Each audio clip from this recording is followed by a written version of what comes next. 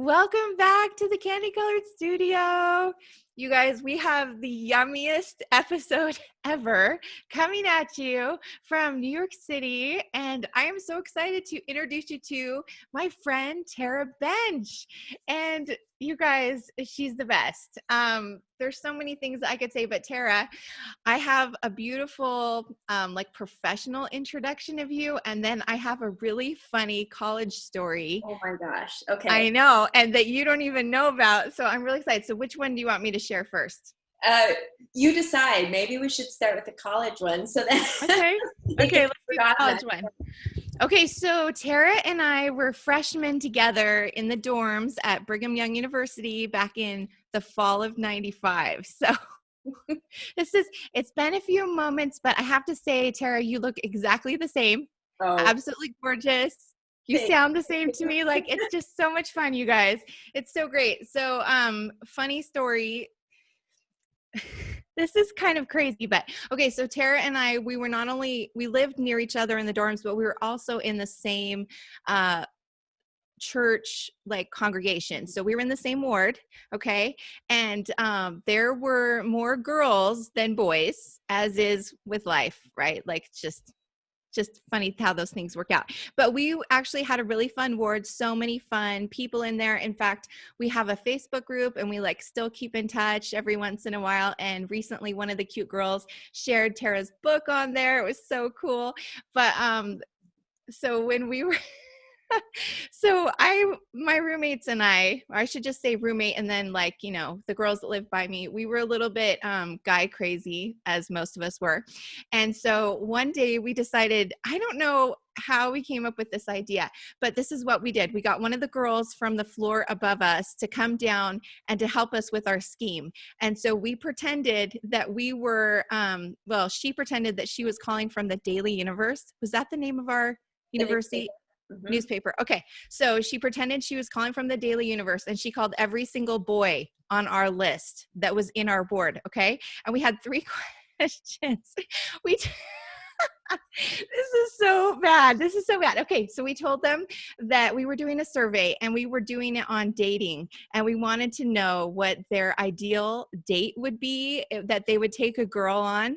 And so it was so sweet. These boys got on there and they poured out their hearts, Tara. They had all these dream dates. And then, I can't remember. There were 3 questions, but the most important question was, we said, okay, in your board, tell us 3 girls that you would like to take out on a date. Now, this should have been the red flag, right? This should have been, okay, this is totally not real. Not Daily Universe, right?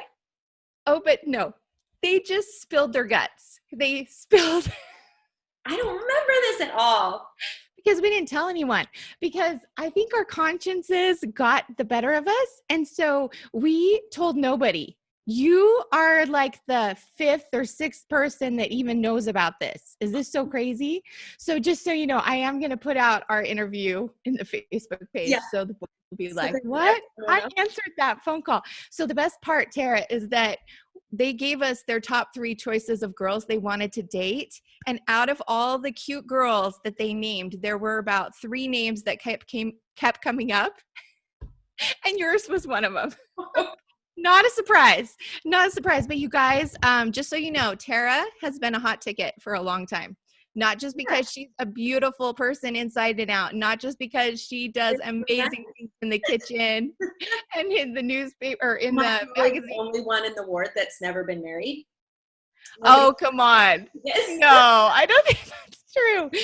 Well, we may have to do a survey, but I'm pretty sure that's not true. Oh, that's so funny. Is that hilarious? So that is kind of like juicy, crazy college stories that seriously, we kind of took to our college grave. We did not tell anyone, but just so you know, you are very loved and admired. Thanks. So that's my funny. That is funny. Is that crazy? These sweet boys, just so you know, they're all amazing, you guys. We treat them like. It was fun. It was fun, and they were such kind boys. And yeah, anyways. Okay. So I'm going to read to you Tara's professional Right. introduction. But not, Okay. yes. So Tara has spent more than 20 years in the food publishing industry, creating recipes and articles and food styling for various magazines, books, television, and advertising. Most recently, she has been the food and entertaining director of Ladies Home Journal magazine, which is like an icon in itself. Prior to working at the Journal, another icon, Tara was a food editor at Martha Stewart Living, Kids, and Weddings magazines. She has appeared on the Martha Stewart television show, The Today Show, and on the Food Network as a show judge and contestant.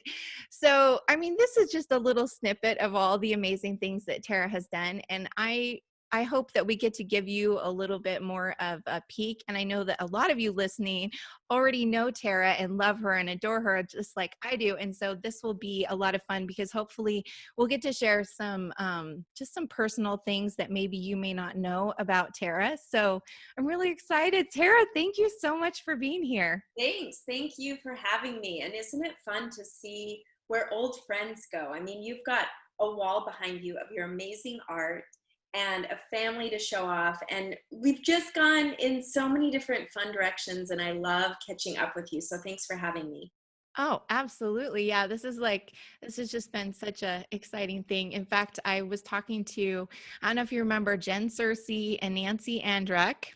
Mm-hmm. But I talked to them recently and I told them, I was like, I'm going to interview Tara and I'm so excited. And they were so excited. They were so excited to hear about your cookbook and everything. So it's really fun. It's fun to see all these connections, and a lot of people that we knew have moved back to Utah. So I feel like it's interesting, even though I don't see them, and I don't get to see you other than online. I feel like we're still connected in a good way. So I it's agree. been fun. It's been fun. Okay, so let's jump in here. We've got some really great questions for you guys. I'm excited for you to hear from Tara. And just so you know, if you're listening from podcast land, this episode is also on YouTube, and so you can actually watch. And it's going to be really, really fun. So let's talk about your passion. So tell us about when your passion for food emerged, and maybe give us a little background about yourself, your family, how they've supported you in your pursuits. Yeah. So my passion for food, I don't know when it started. I have loved cooking and being in the kitchen since I was very, very young. I mean, the classic story is I had an easy bake oven and I was always in the kitchen with my mom, just trying to help and be there. And then I got an easy bake oven and I could create my own little mini cakes and muffins. And I loved that. And I loved the satisfaction of what was the end result. And also, as I got older, I mean, cooking was enjoyable. Yes, my mom was busy making weeknight dinners every day. And I'm sure that was hard for her and a lot of work.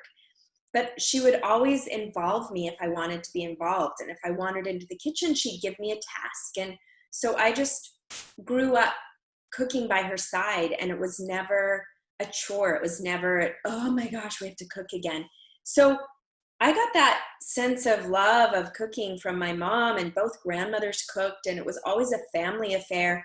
So it's just always been something that I enjoyed.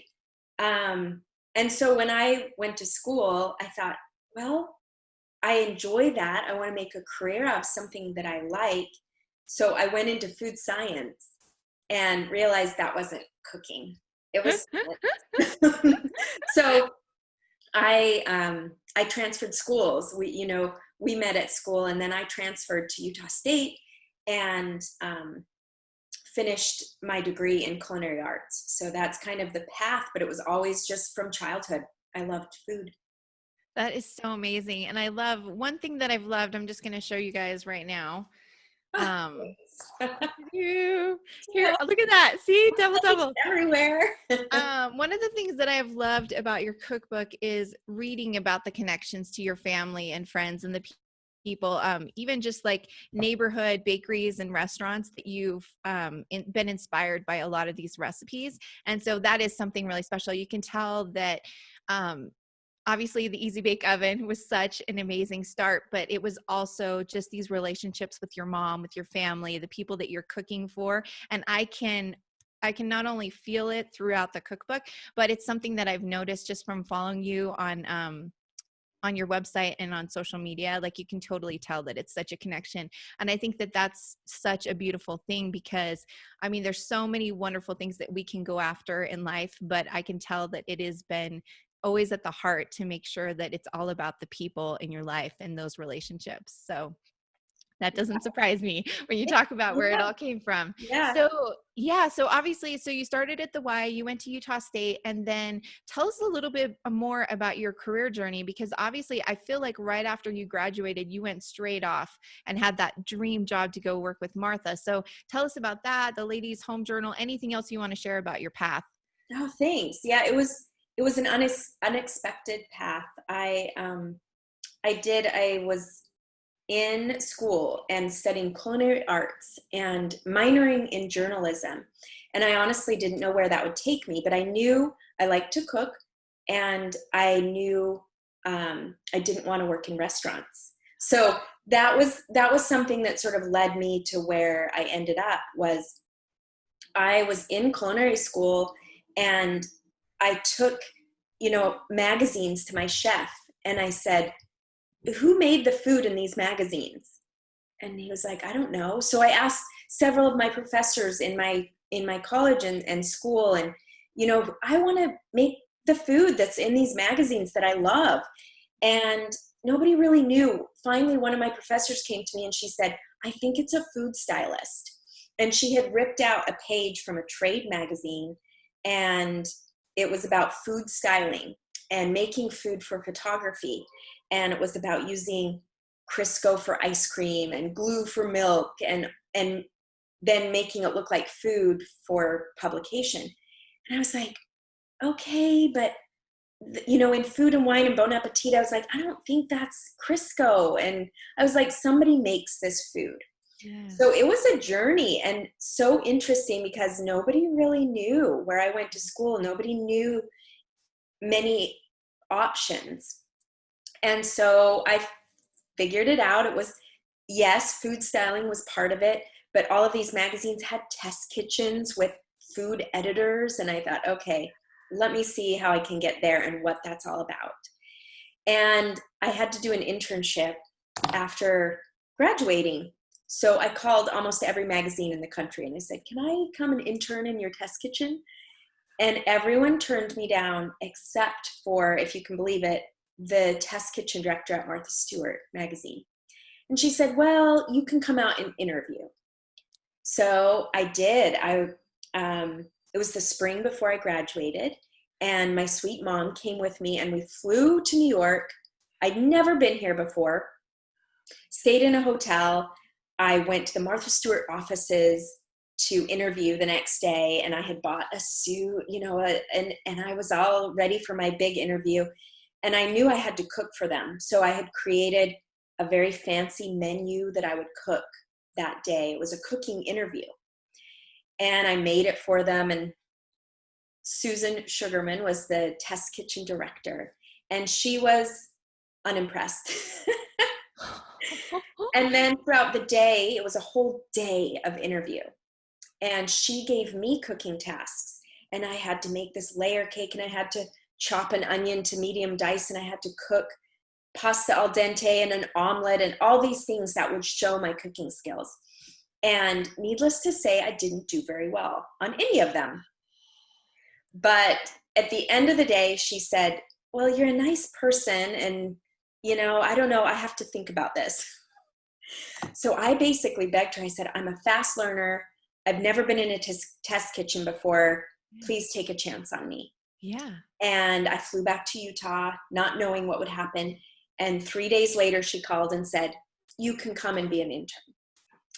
So that was a long story for what happened and what got me to New York and got me into magazines. And I was the bottom of the barrel intern in the test kitchen at Martha Stewart. Wow. And I just went from there. And I was a fast learner because I loved it, because I was passionate about it and I wanted to soak it all in.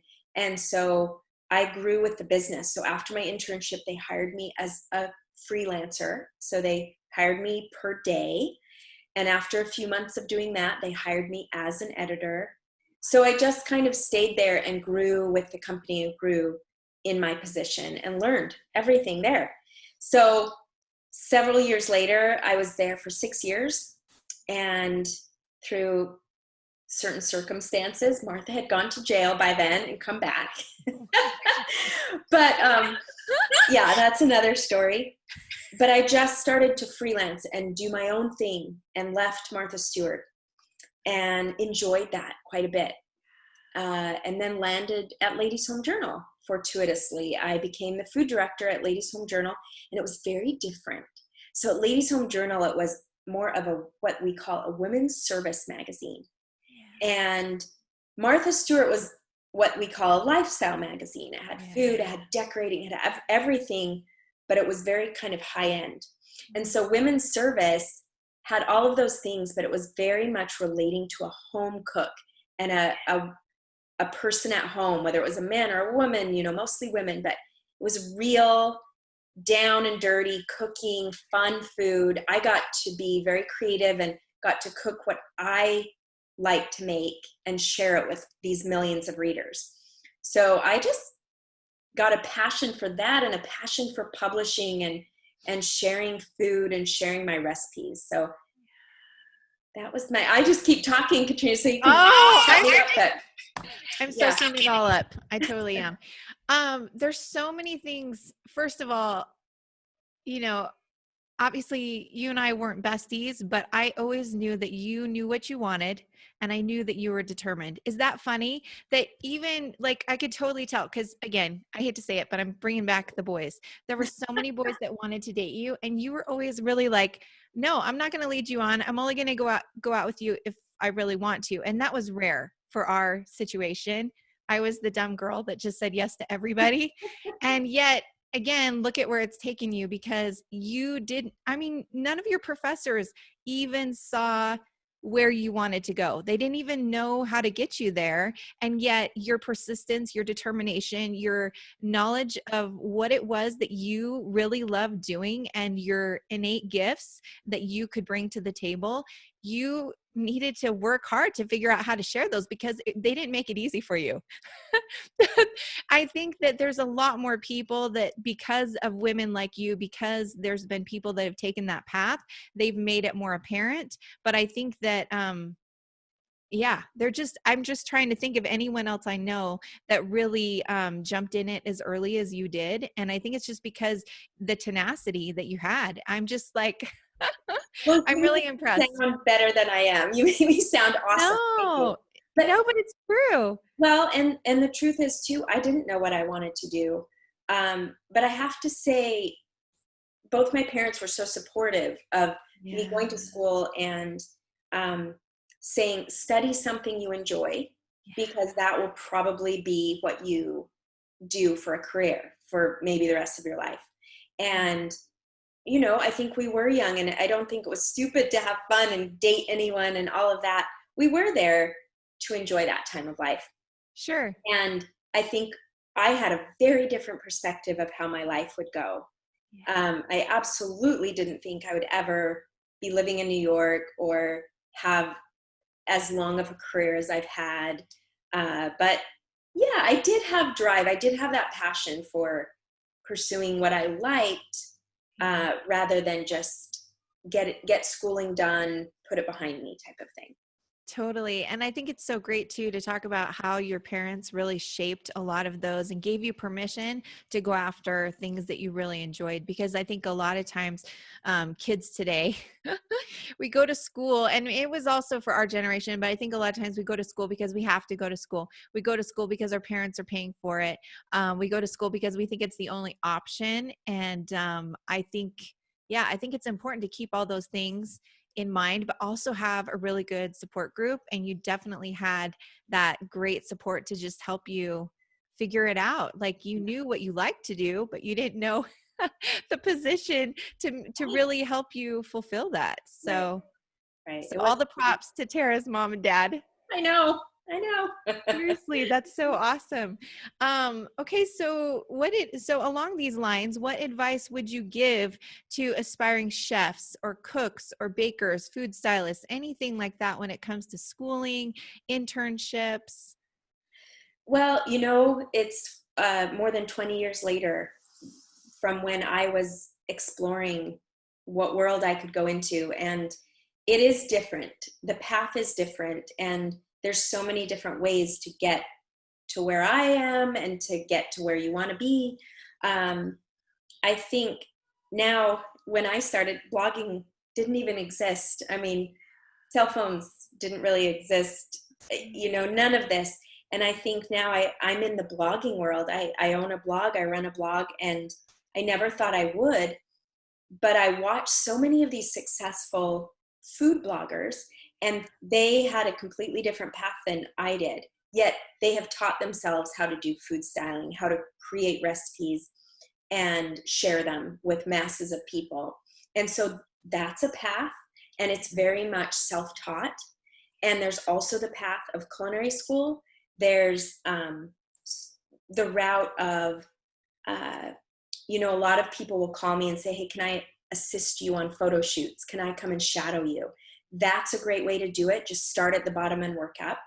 I think no matter where you start, and I think I knew this when I was young, but I always like to remind people of it, is you kind of do need to start at the bottom and work up.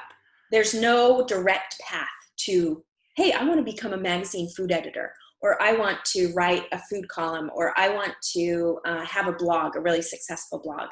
There's no direct path. You have to take steps, whatever those steps are, and they're not always the same, to get there. And each of those steps is an experience. It's learning, it's making mistakes, it's trying something different. And I just say, keep taking those steps, like try a different direction, try a new way. And I love it. I have people that call me or email me all the time that say, can I just sit down with you and talk about, what advice would you give me? Or this is the path that I want to go on. And I'm no expert. And I always remind them, I had my own path. It was many years ago. And I'm still forging a path that I never thought I would be on, and doing things I never thought I would do. But I'm moving forward. I'm saying, okay, I have to learn this. I have to start at the bottom. Even though I have all of this experience, I have to start at the bottom over here and learn that. So. Absolutely. Oh my gosh. Thank you. So much goodness in there. I love how you talked about the path, because it's true. Nobody's path is the same. And even if two people were to come and have lunch with you and to get your knowledge and to hear the exact same advice, most likely their paths are still going to go so divergent, which is great. It's great because when it comes down to it, your path is made for you. And clearly, Tara, you forged your path and you found the path that was right for you. And I love that. I absolutely love that. I also, I don't know, there were just so many good things that you shared in there about just starting from the bottom, and it takes work, and it's real easy to think that somebody just made it overnight, but rarely does that happen. Usually there's so much that happens in the background on the sidelines that you don't see. I mean, how many of you, this is the first time that you've got to hear about Tara in this way? You've been watching her, you've been reading her blog or watching her social media. And yet, how many of you actually realized all the work that it takes to get to where Tara is right now? Do you know what I mean? Or anyway, right? I mean, you didn't start making beautiful art right away. It was like, oh, let me try this, or let me find my style. Let me hone this skill and figure it out, right? Totally. Mhm. Absolutely. Yeah. No, it's awesome. So this kind of ties in with our next question.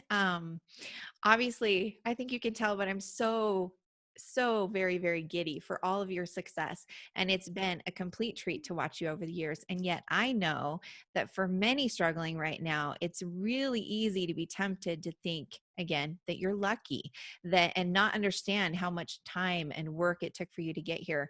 So I think too that it's real easy to think that everyone else has it easier than we do. And we think that the hardships that we're facing, we're the only ones facing them. And it's impossible to know some of these hard things that we all have faced in order to become or to follow this path that you're talking about, Tara. So what do you wish that you could say today to anyone that's feeling less than, or just, or even your freshman self? What would you share with them? That's a great question. A lot in there, right? There's all sorts of advice, and I don't have it. I don't have the best advice, and I'll say that right now. I think I'm still learning. Like you said, I think it's really easy to look at somebody on the outside and see their success in certain things, see the good things that they're putting out there, and not know what's behind it. So, right, many people don't know. Yes, I was magazine food editor for many years, and now I have a blog and a new cookbook, and I'm just still working in this world of food. But over the last few years, I've actually made a complete career change, which is sort of hidden in the world of technology. So when I was an editor, I had nothing to do with online, web, social media, nothing, because as an editor, we had a web department. We had everyone took, somebody else took care of the website and all of that. So in the last several years, I've had to learn all of that. I've had to learn how to build a website, how to write online, how to do keywording and SEO, and what that means and what plugins are for a website, and how to share my content in different ways. Let alone, I've had to learn, all the social media platforms that we're on every day, but in a business sense, it's very different. And it's been a lot of learning. It's like I've been running a business, but also been going to school at the same time. I take courses and I read things and I test things out. And I have to admit, I never really liked school. So I was happy to be out of it. And I've really had to, quote unquote, go back to school for this new sort of career path that I've taken. And I guess that's maybe what I would tell my freshman self, is it kind of never ends. You don't just sort of start in something and become an expert, and then you're like, hey, this is great. I love this. I'm going to do it for the rest of my life. I've been really surprised at how big the turns are that I've made. But still, if you look at me from the outside, it's still, I cook for a living. I love food. I'm in that world. But yeah, I would also say, and I relearn this every few years. You get to choose your own attitude. You get to choose how you feel about your experiences. If something happens to you, or you have an experience that's really hard or sad, rather than going into, woe is me, why did this happen to me? You get to say, okay, what am I going to learn from this? How can I still pick up and go and put myself together? So whether it's personal life or career, I've had to do that so many times. And every time it's a choice, you get to say, okay, that was really hard, and now I'm going to move on. Absolutely. Oh, well, you're totally right. And it's interesting to see the pivot. I think about how when you were working for the Ladies Home Journal or for Martha, your whole job was to support them. And so again, you didn't need to know the web stuff, because you're right. You had people that were doing that, but the whole focus was to support the journal or to support Martha. And now that you're doing your own thing, you do need to have, you've got to have that foundation under you, because now those recipes before it, yeah, we might see your name, like this is by Tara Bench, but now everything is by you, the whole, Right. yeah. So it's a big change. It's a huge change. And I think, yeah, I don't think people realize that is a major shift, Mm-hmm. such a major shift. And so, and you're right. I feel the same way. I keep telling my kids, I'm like, whatever you choose to do, like, get through school, because there's a whole rest of your life of learning, right? Because but the difference is you get to choose. And just like you were saying, you can either decide it's happening to you or it's happening for you. And so you can look at all those things and say, okay, I now get a chance to have my own blog and my own website and write my own cookbooks and do my own thing. So I'm going to have to learn all this, but it's going to be good because it's going to help me be able to serve my people better. Right. And that sounds good, right? It's like, okay, good motivation, good like life lessons. I still have meltdowns once a week. I still, go into that like, why? But, It's it's true. just something that I like to remind myself that, okay, this is an experience and what can I take from it?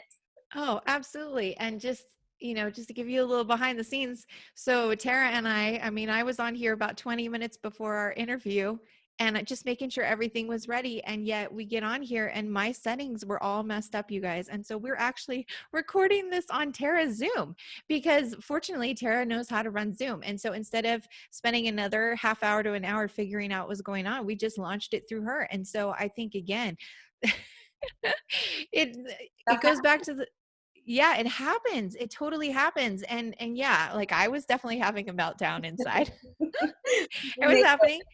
But at the same time, like Tara was able to take all the things she's learned and make the situation better. And we were able to just switch to her platform and it was totally fine. And so again, you know, I think that sometimes you think, where are these going to take me? And you just never know what one little thing is going to help a situation that you really have no control over. So way to go. and Katrina, right? A team effort. I think I couldn't have gotten where I was without, like I've talked about, the support of my parents and family and really good friends. That support. I mean, like you said, I had a job where I was supporting another brand, another company, and now it's on me, and I have to pay to get support. Yes. Yes. And if it weren't for friends and family that really jump in and love me through this and support me in any way they can, gosh, it's so nice to have that circle around you. Oh, I love that. Yes, it's totally true. I feel the same way. So let's talk about another topic, which is, again, it's similar because I think that you've talked a lot about the support that we have, but I think that as women, especially, there's so many things that are important. There's so many things that we feel like we need to give our attention to, but when it comes down to it, we only have 24 hours in each day. So we have to be careful. We have to make intentional choices. We have to give some things up. And I know that it must be hard for you because your family is so far away in Utah and other places, I'm sure. But what are some things that you give up as a woman, a daughter, a sister, an aunt, a friend to pursue this passion and this life that you've chosen? Good question.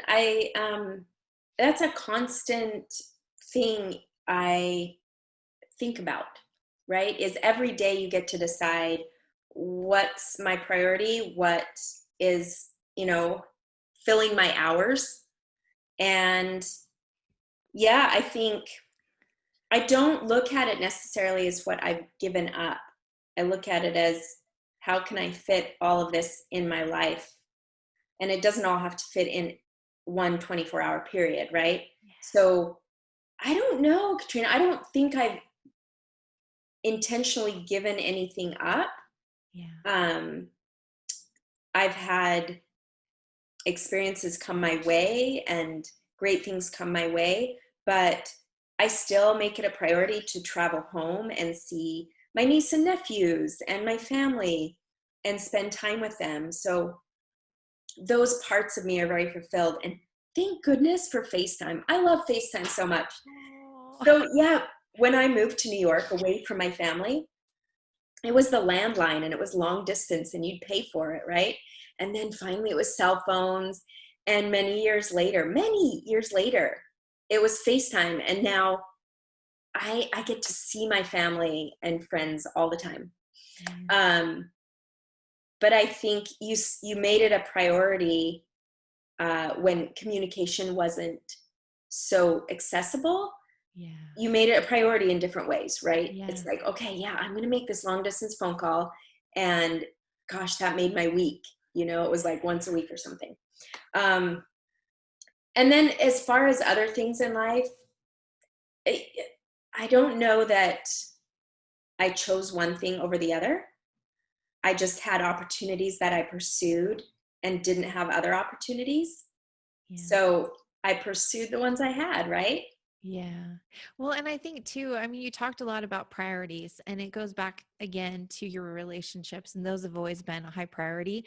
So I think you're right. You didn't necessarily have to choose or give those things up because they were always a priority and important to you. And so I think that, like you said, you set aside the time to make those phone calls on the landline, just like you set aside time to FaceTime your family and your friends and make sure that you stay connected to them so that you don't have to give up those relationships, which are obviously very important to you. And I think that, I don't know, I think that that's a huge, I don't know, just it's okay to share and to make time for the things that matter most. And I think that Yeah. that's something that you've totally done. And it may just look different than you had in your head or your expectations. But Yeah. once you take those expectations and say, okay, that's just an expectation and it may look different and that's okay.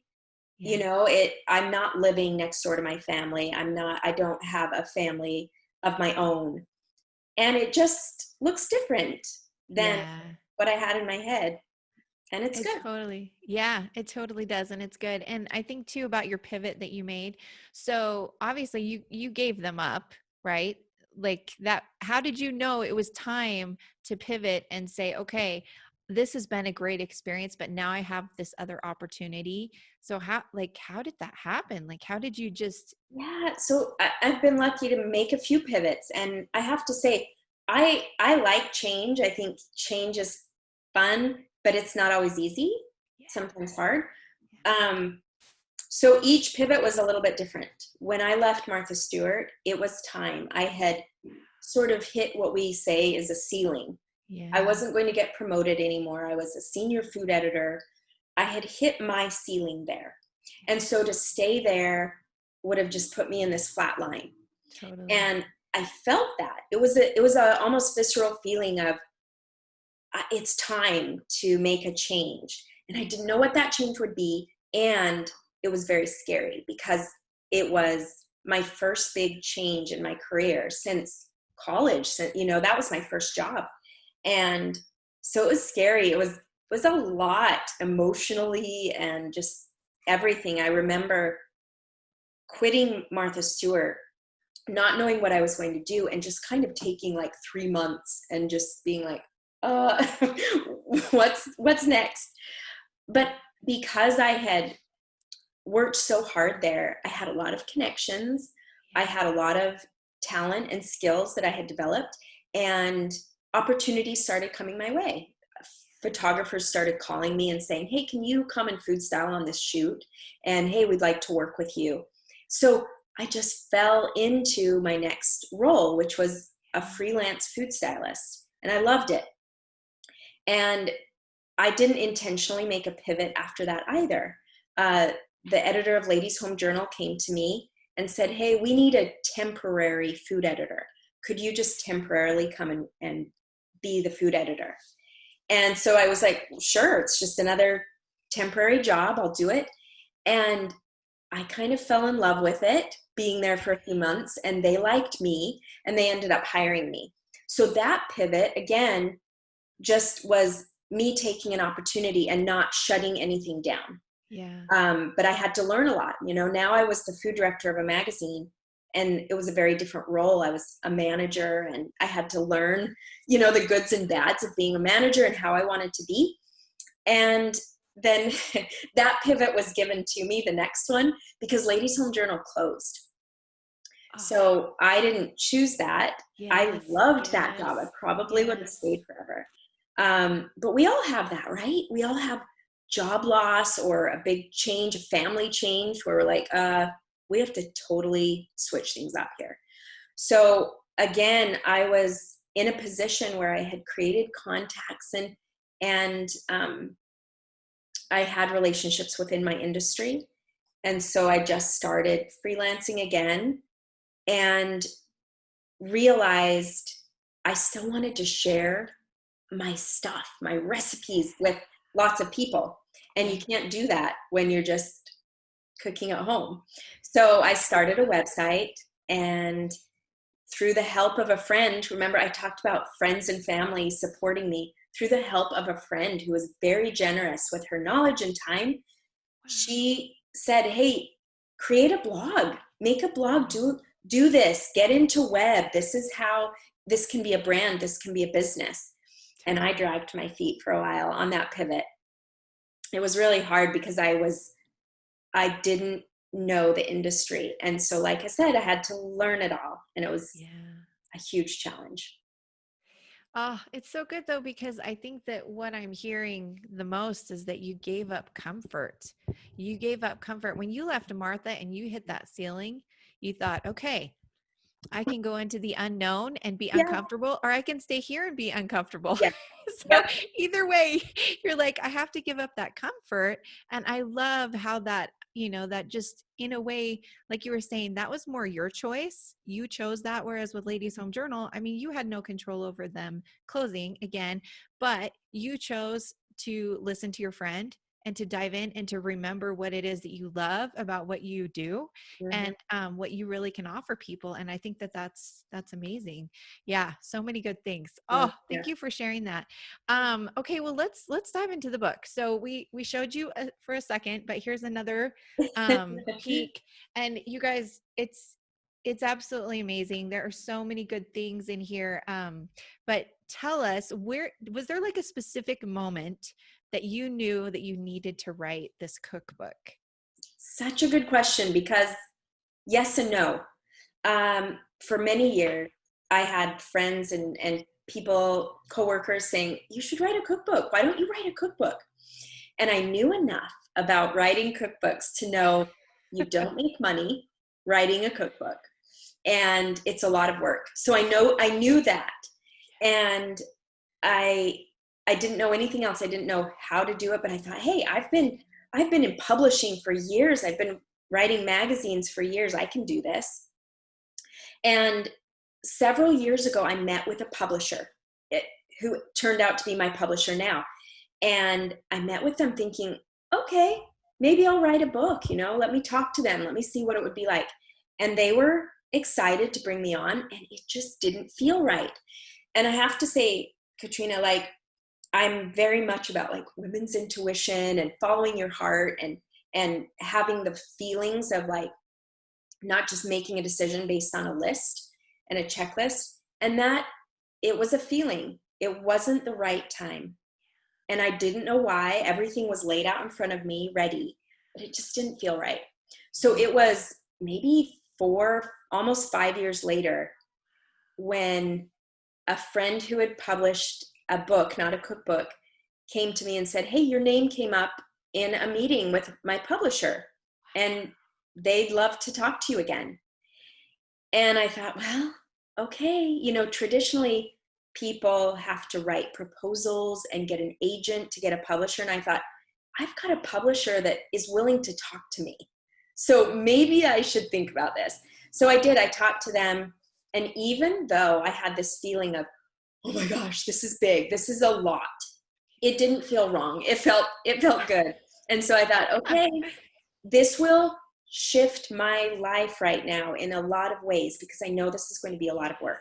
But I jumped in, and I had a publisher who took a chance on me, and it was time, and they kind of gave me carte blanche. They said, write a cookbook, whatever you want.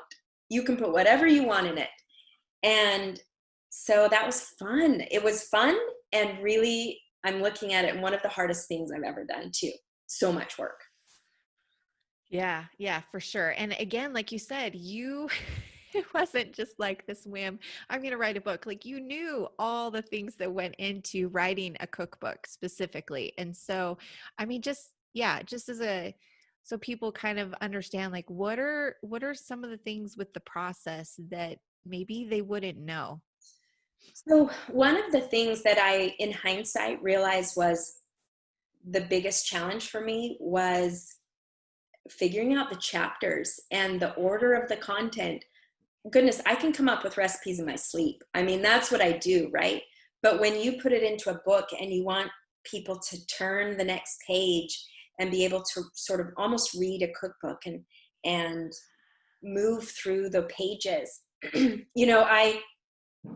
That was hard. I had a list of all the recipes and all the good things I wanted to say in the book, but figuring out the order, the names of the chapters, how somebody would move through that book was so hard. So I did that, and obviously with the help of my editor, she was very helpful in sort of helping me to hone that down. And uh, just wearing all the hats was hard. I chose to do my own food styling, and we shot it here in my studio, which is this room I'm in right now. And I had a dear friend, Ty Meekum, who did the photography, and I hired my friend Veronica Olson to do the prop styling. So there's a lot of team members that had to come together to make the beautiful images. And I chose to spend a lot more money than I got for the book on doing a picture for every recipe. So there were things, decisions that had to be made, challenging things. I had to rewrite almost the entire book after the editor and I had some miscommunication about how I wanted the writing. And under deadline, I had to sort of rewrite the whole thing because it had been edited to smithereens, and that was really tough. So yeah, just I learned a lot about book publishing. And it's interesting too, because I think that if you had had a different publisher or a different editor, that that whole rewriting at the end may not have happened. And so I think, again, you just never know. There's so many things that will unexpectedly come up. And I Right. think that's important for people to realize, is that even with all of your knowledge, with all your experience, with all your, the writing and being connected with other people and the publishing that you were doing on a daily basis, you still couldn't predict that you What would happen? some of this stuff that was going to happen. Yeah. That's amazing. That's amazing. And I love that you talked about your team, because again, that's something that I really admire about you, is that you're not afraid to delegate. And I think that that is another way. I think that's another way that you can make sure that you do the things that you need to do. And so that you don't feel like you're giving things up, you're giving it to other people, you're delegating, and then you can focus on the things that only Tara can do. And I think that that's hard for us, especially as women. I think that we think that we have to do everything, or it's not going to be done correctly, right? And that's such a fallacy. Like, do you have any like opinions about that, or maybe tell us anything else that you've learned about why you have to have a team? I still struggle with that. I still think, oh my gosh, this would be so much easier if I just cloned myself. Like I know what's in my brain, but it's Yeah. the learning process of learning how to communicate to the people that you have helping around you. And I have a team now. I have a project manager, and I have associates that help with my social media and my blog. And um, it is about bringing people on that you can trust. So that's a big thing. And also, I'm just big into communicating and saying, here's my vision, but being open to, do you see how I could do this a different way? Or what's your perspective? Because they're not going to do a good job unless they feel some sort of passion or ownership. And I've learned a lot by saying, I want your perspective. I want to learn from you because I already know how I want to do it, but it might not be the best way or the quickest way, or, that sort of thing. So it's a constant, constant battle of saying, let me surrender this, right? And Yeah. learn and see if there's a better way. But then also being bold enough to say, okay, this is what I want, and here's the direction, and I expect this.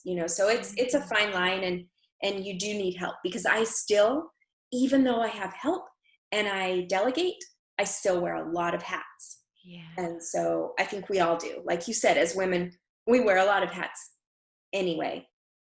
But owning your own business, you're putting on a few more, and it's been tough. It's a Yeah. struggle all the time. Oh, well, I think it's important for people to realize that, because I think it is real easy to just see all the beauty and the goodness that you're putting out, and they don't realize all that you're putting into it and all that your team puts into it. So thank you for sharing that. Let's show them a little bit more. So obviously the title of your book is Live Life Deliciously. I'm sorry, I should have said that before.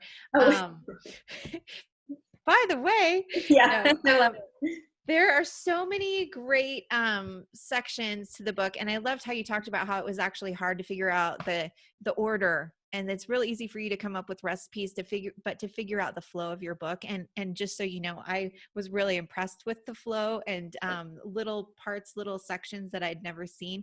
Like, for example, one section that I really love is the new pantry staples.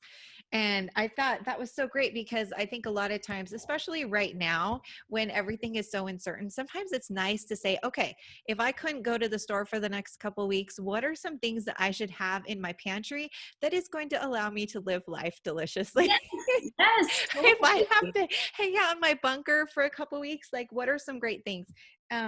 So yeah, so where did the inspiration for this particular section come from?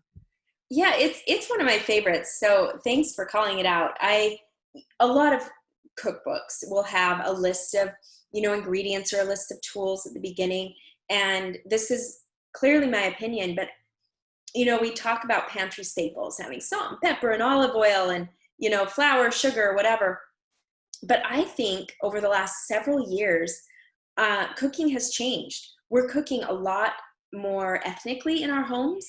We're exploring new flavors that maybe we had at a restaurant, and more flavors and seasonings and ingredients are accessible to us in our regular grocery stores. Mm. So really, for me, pantry staples are completely different than we thought about 10 years ago.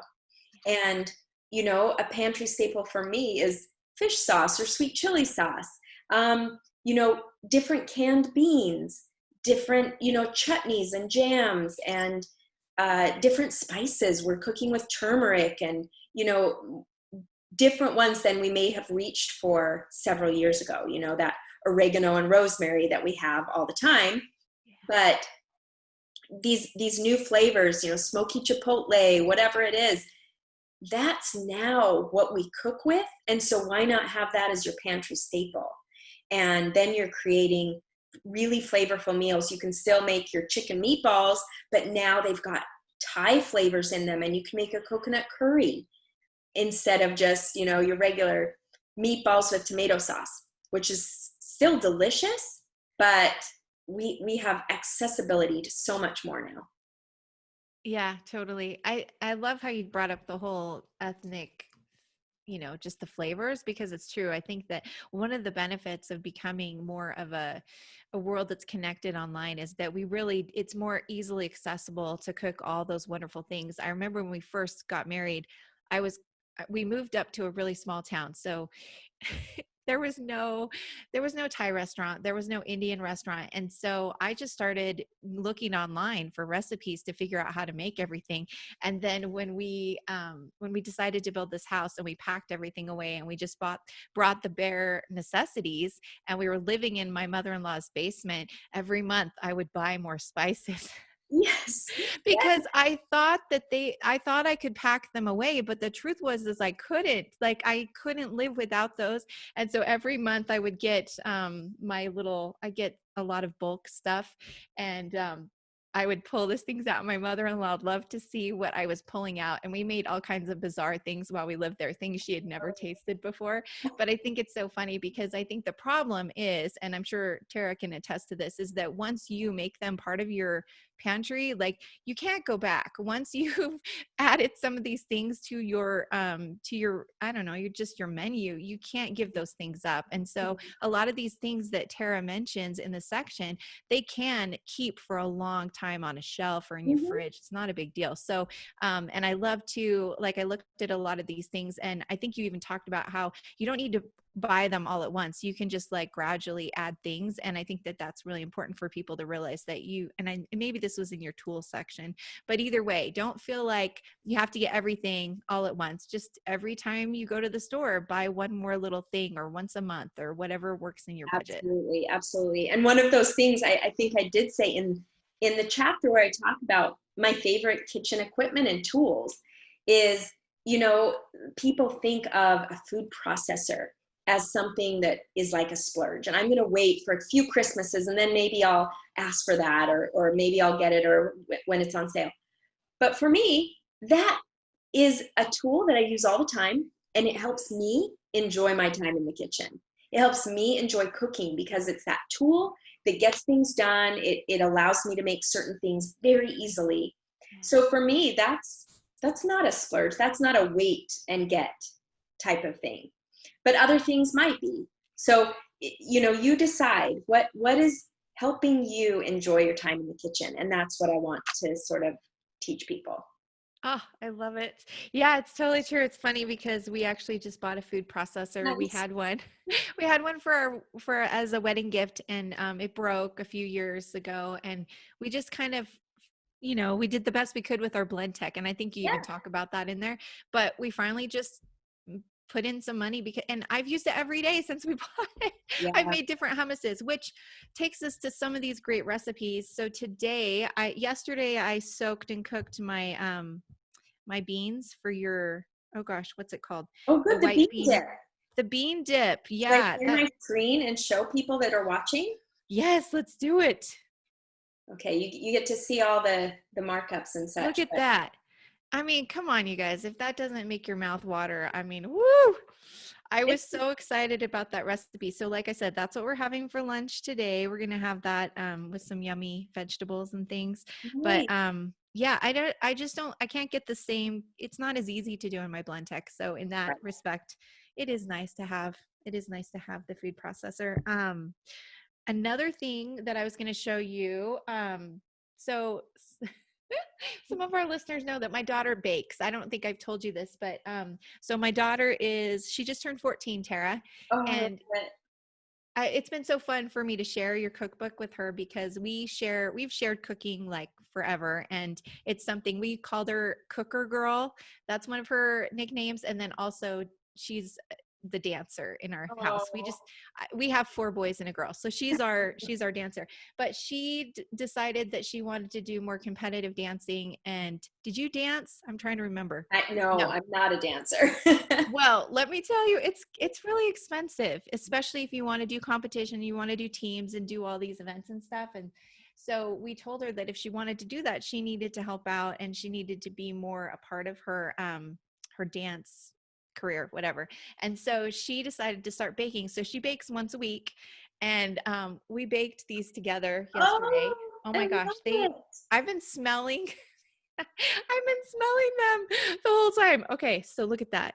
Is that not, Or those are the ginger snaps. these are the soft ginger snaps, and oh my goodness, everyone was so excited about them. So these are going to be the ones that Anna Claire's going to cook later this week Oh, for her nice. Oh, I people. love those. So that's going to be fun. So she just cooks once a week. Isn't that fun? So she just bakes once a Okay. week and takes whatever's on the menu to Yes. whoever orders. And then these are the lime. Oh, I, yes. I think I made them a little bit too big, but I love it. I they're mean, almost as you big don't as want my. a giant cookie, but those are so good, right? They're really intense Oh, lime with a little lime glaze on them. So, oh, how fun. I love that you tried them. they're so good. They're both so good. And so, one thing that I liked about when you talked about the soft ginger snaps, you talked about, I can't remember if it was, I think I read about it in the book, My but you great talked aunt. about how Is that you what didn't say it again. Oh, it was my great aunt's recipe that I sort of changed. Yeah, it was your great aunt's recipe. And then also that you guys didn't necessarily just eat it around holiday times. Cause I think a lot of times we think that the ginger snaps is a holiday cookie, but you guys would have it like during the summer. I swear I read that somewhere. Yes, I mean, Maybe it was look, on your Instagram. yeah, we would have it all the time, and they weren't necessarily. I can't see it. Oh, it looks so good. Seriously, it looks so good. Yes, they aren't necessarily a holiday cookie at my house. It was just this delicious cookie that we would have anytime. So yeah, it's fun. Yeah. So yesterday, I don't know, your family probably told you it snowed here. We got a lot of snow. Yes. And so we decided we're going to start Christmas. But I'm telling you, these cookies, if you're feeling a little bit down from all the stuff that's happening and holidays bring you up, just make them every week. It doesn't matter because just like Tara said, it doesn't have to be a holiday cookie. And I think those will totally liven your spirits. Yeah, they're so soft. And I think that's what I love about it is they're soft. And I'm not really a snack, like I don't like the hard cookies as much as I like the soft cookies. Right. Me I don't too. know. Me too. So So yeah, they're really delicious. Pandemic attitude changer, right? Is that what you're saying? Right? Yeah, totally. I think it's a little bit of a remedy for so many of us. And I think that it's been really apparent on social media. Everyone's been making, what are they making? They're making sourdough, Oh, um, baking, yeah. baking, a lot of sourdough. You're probably seeing it more than I am, but I I really think that just find a comforting food like the curry recipe that you have in here. Very, very easy. Like you said, the curry paste as a staple, you can make a curry dish super fast, and that'll be really great during this winter. And really, we eat curry. It doesn't matter how hot it is outside. Yeah. Yeah. We like it no matter what. But I think it'll be a comfort to a lot of you that are struggling right now. What's another fun one that I was thinking about? Yeah, what tell us a favorite, maybe one of your most surprising recipes that you decided to include.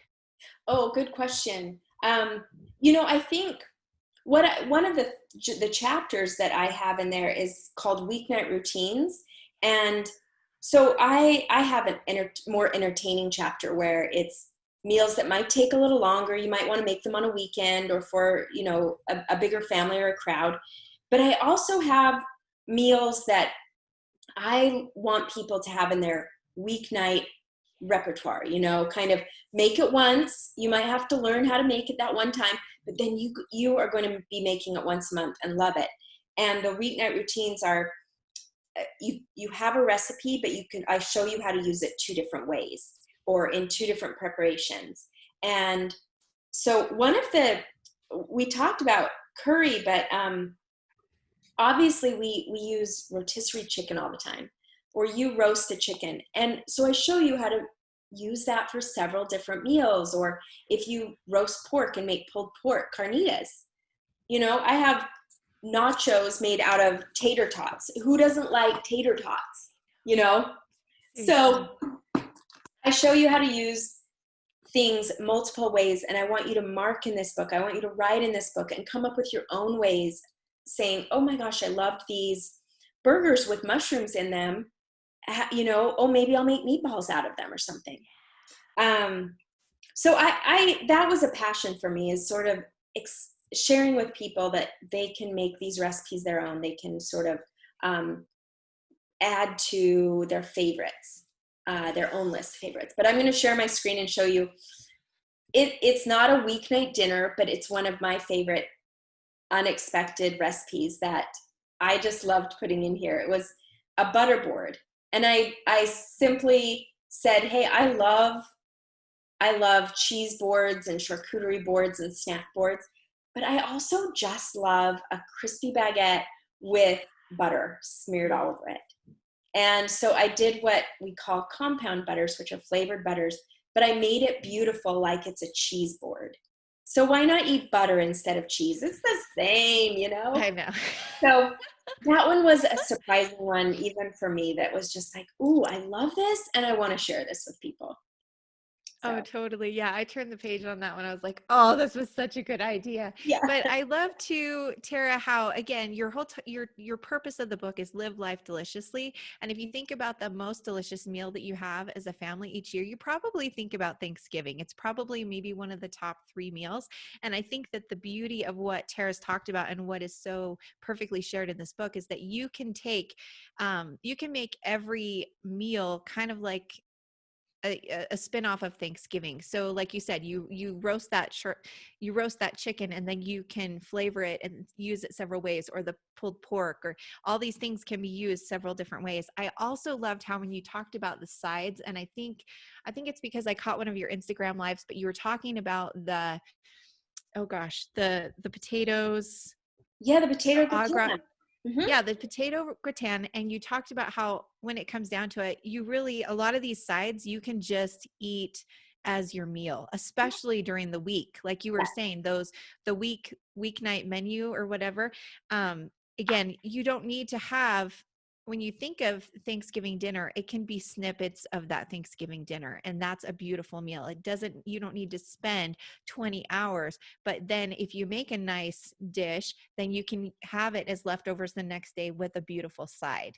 And so I think there's just easy ways for you to have these beautiful flavors in a very simple way to be able to enjoy them without a lot of work.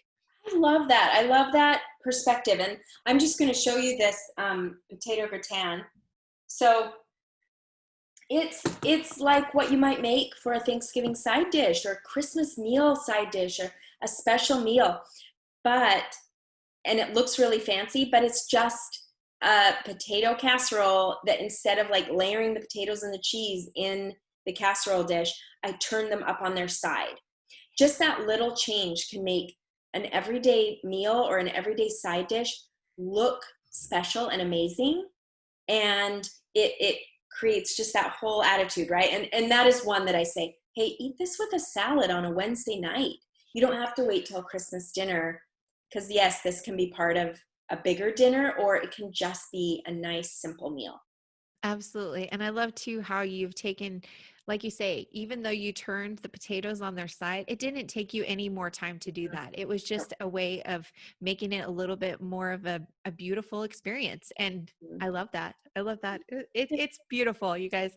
I'm so excited for each of you to get your books because they're absolutely, woo, this is going to be good. So we are just slowly working our way through the recipes, but yeah. So I guess one of my last questions would be, what kind of projects do you have on the horizon? And I feel like from what I understand, when you write a book and you actually get through it, as crazy as it is, it's really hard not to think about starting another book or another project. So what are some things that we can look forward to in the future? Oh, well, thanks for asking. And funny enough, I did sign a 2-book deal with my publisher. So I do have Yay. one, and it took me about 2 years to write this book, and it will take me another couple years. So in about 2 years, I will have another one out, which seems really far away, but it will go by in a flash. Yeah.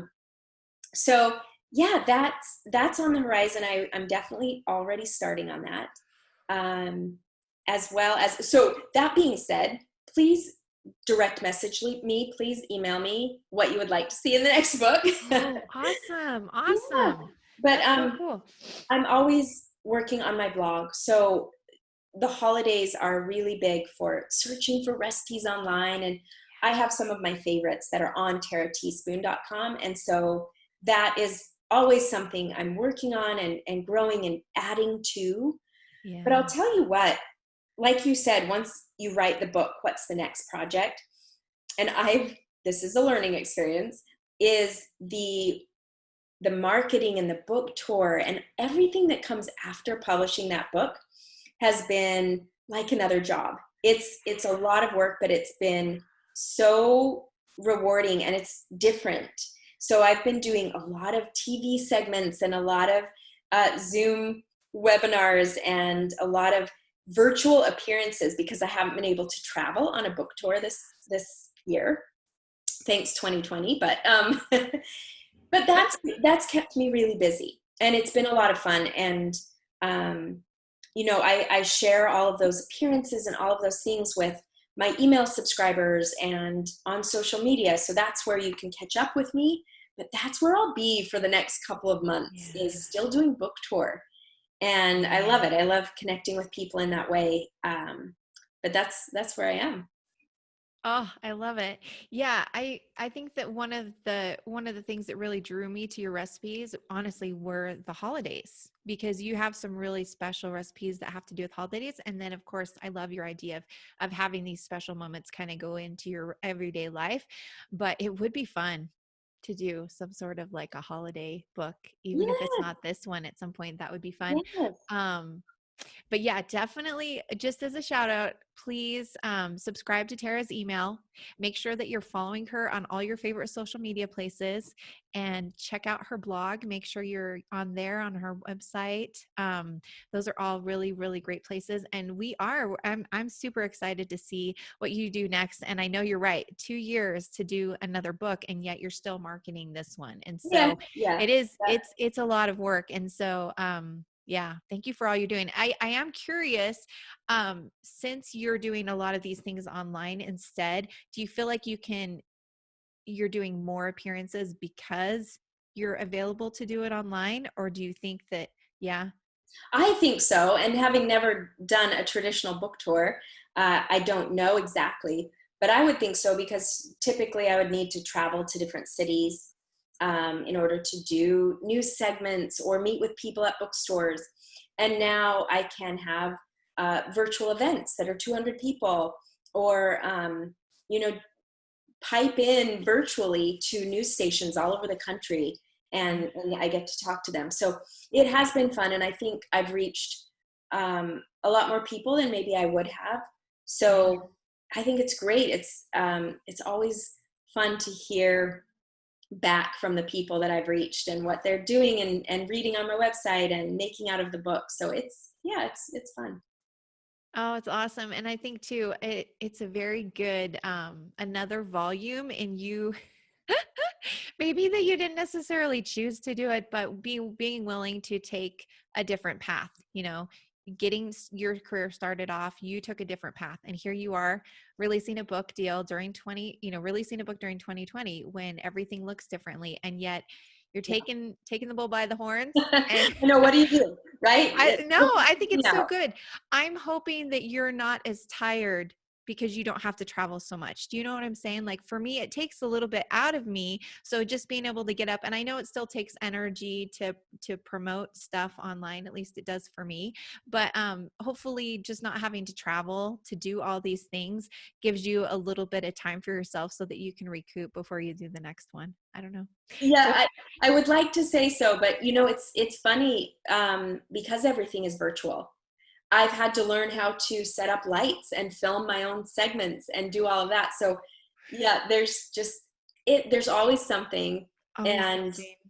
yes, you have to build in that rest or you totally get burned out, but Yeah. it's been fun.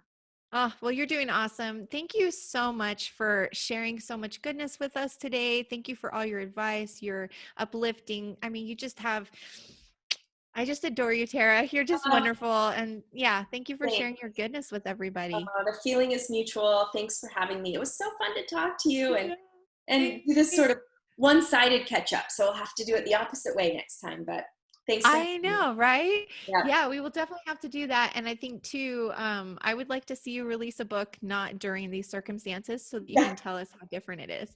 Let's So, do it. Let's oh, do that it. would But be yes, great.